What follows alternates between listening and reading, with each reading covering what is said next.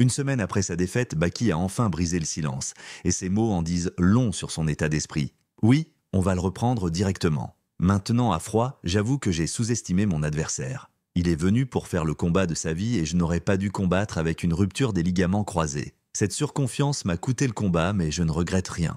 Une déclaration forte, honnête et surtout rare dans un milieu où beaucoup préfèrent se trouver des excuses. Baki reconnaît sa faute, sans détour, sans chercher à fuir la réalité. Il explique ensuite pourquoi il a tout de même décidé de monter dans la cage. C'était dans ma ville, la salle était déjà pleine et j'avais déjà eu une phase sans combat. Je voulais absolument le faire malgré tout. Combattre chez soi, devant son public, c'est une pression immense et un honneur que peu sont capables de refuser.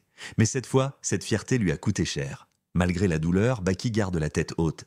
Cette défaite est une bonne leçon et je suis prêt à repartir d'en bas. J'aime cette situation, elle me plaît beaucoup. Je me fais opérer ce mercredi et ensuite je reviendrai reprendre mon dû. Ces mots prouvent une chose. Baki n'est pas du genre à fuir les tempêtes. Il accepte la défaite, apprend de ses erreurs et promet un retour encore plus fort. Et quand on connaît son mental, son travail et sa détermination, on sait qu'il ne s'agit pas de simples paroles. L'histoire de Baki est loin d'être terminée. Ce n'est peut-être que le début d'un nouveau chapitre. Une question se pose, pensez-vous que Baki reviendra plus fort que jamais? Dites-le en commentaire.